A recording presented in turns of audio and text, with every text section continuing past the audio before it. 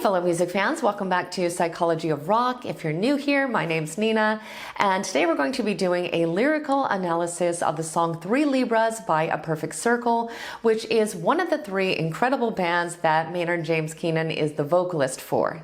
The song was released in 2000 as a follow-up single to the song Judith, and I chose this song today because I've always kind of felt connected to it. I feel like it's got this extremely unique duality to it, where on one hand it is heartbreakingly sad, but on the other hand it's almost strangely liberating. It's honestly one of the most hauntingly beautiful songs I've ever heard, but also one of the most relatable because I think we've all had the experience of feeling exactly what Maynard is describing in the song at one point or another. Now, Maynard has actually gone on record a few times about the inspiration for the song and given some insight into its meaning. So I want to go ahead and share some of his quotes as well as his explanation for the title of the song. Then we'll start the analysis through the lens of this explanation. Now, in the A Perfect Circle EPK, Maynard stated that the song was about being overlooked, which is pretty direct, but he shed even further light on the song in A Perfect Circle's Emotion DVD, where he explained that the song is about parasitic-like people seeing something different or special about a person, and instead of nurturing that quality or helping that person grow, the 3 Libras feed off the energy in a bad way instead of using it for good. He also explained in the DVD that he wrote the song for several people in his life that have birthdays around the same time, hence the title 3 Libras. He said he named it that way so they could battle it out to figure out which one of them the song was really about. But I think overall the term could be used in this song to reference these type of manipulative and heartless people. So going with Maynard's explanations, we can see that there's almost 2 layers to the song. So the first one I think is the one that most of us connect with, which is that feeling of being overlooked or unseen by someone that you're interested in. But as he explained, there's this other layer that has to do with being in a parasitic type relationship where the person does notice you or see something good in you, but only uses that as an opportunity for exploitation in some way. Now, we're going to go through the song line by line, but ultimately I see 3 Libras as an expression of the pain that comes from feeling rejected or manipulated by someone you sincerely want to connect with, and then finally seeing that person for who they really are. But there are a lot of interesting nuances and concepts in the song that I think are worth exploring much deeper. As always, however, I just want to remind you that this is only my own personal analysis. I'm in no way trying to speak for the band, and there can, of course, be other interpretations and potentially multiple valid meanings, including whatever the song means to us personally. And with all of that being said, let's go ahead and look at 3 Libras. The song starts with the line, "Through you, the obvious." So the protagonist has made what he feels like is a clear advance, maybe a confession of feelings of some kind or a bold gesture, but he feels like it's something that would be clearly understood by the other person. He then says, "And you flew with it on your back." I think this is implying that the 3 Libras acknowledge this obvious gesture, but not in a positive way. They either see it as a tool for manipulation and something that they intend to exploit for their own benefit, or they register the action and they simply don't care. The next line is, "A name in your recollection, down among a million same." I think this goes with the theme of being overlooked and fearing that he's forgettable, like he's just another face in the crowd to the other person and they don't see his value. The sentiment continues in the next line, difficult not to feel a little bit disappointed and passed over, where he shows that he feels used and unseen because he revealed himself hoping for connection, but instead he was ignored and rejected. Now the next line is interesting. He says, "When I look right through to see you naked but oblivious."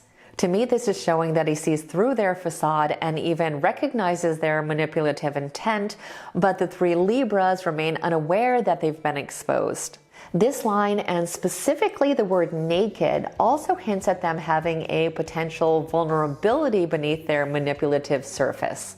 The verse ends with the line, "And you don't see me," which I think is really the core of the song, the protagonist feeling completely invisible to the person they desire to connect with. The next section begins with a repeat of the opening line, "But I threw you the obvious," and continues on to say, "Just to see if there's more behind the eyes of a fallen angel, eyes of a tragedy." So here I think he's again just emphasizing his attempt to connect with the other person, but it almost seems like he's testing them in some way or trying to provoke a reaction from them to see if there's any genuine care beneath their manipulative facade. I think the words fallen angel suggest that he feels that they weren't always this way, that they've been corrupted, or that he sees some hidden pain in them. He's saying that he views this change within them as a tragedy.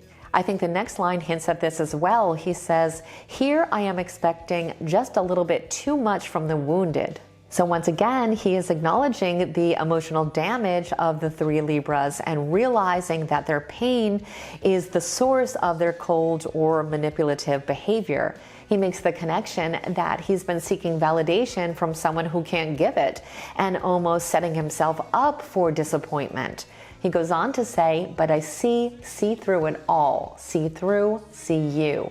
This is one of my favorite lines in the song because it shows he's not just taking all of this at surface level and that he sees past their persona. He's beginning to understand their true motivation and can clearly see the wounded person that they are underneath. We then have basically a repeat of some of the lyrics with one or two words different, followed by a new section that seems to dramatically change tone that starts with the line, "Oh well, oh well." To me, this is almost like a sigh of defeat, like he's giving up hope that the three Libras will ever change, and accepting the situation for what it is like he finally realizes that all of his efforts have been in vain. The song finishes with the lines, apparently nothing at all. And then the repeating lines, you don't see me.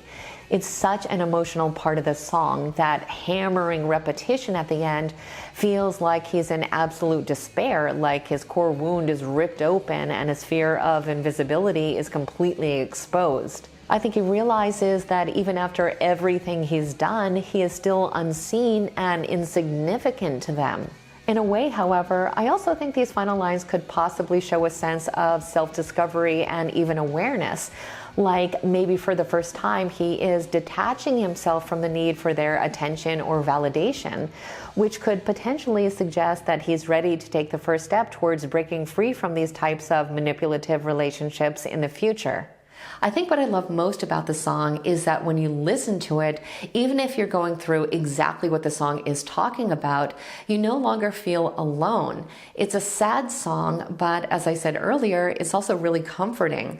This song means so much to so many people, and it remains completely relevant almost 25 years later. And I almost forgot to mention that in the liner notes to the single, Maynard offered a longer quote in reference to the song in which he actually gave the analogy of the mountain gorilla and how to have any chance to get close to this magnificent creature, one must be empathetic, vulnerable, and abandon all pretense and preconceptions, and pointed out that their very existence is threatened by the black-hearted. Now, I know this quote is a little more abstract, but I do think there's a message here that also gives us further insight into his thought process and the potential deeper meaning behind the song. I am continuously impressed by all of Maynard's work in all three of his bands, but I do think that this song is one of my favorites, and I would love to hear if you agree with today's analysis or if there's anything that you'd like to add, so please leave your thoughts down below, along with any requests you have for future videos. As always, I hope you enjoyed today's analysis. Don't forget to like and subscribe if you have not done so already. I want to thank you guys so much for watching, and I will see you next week.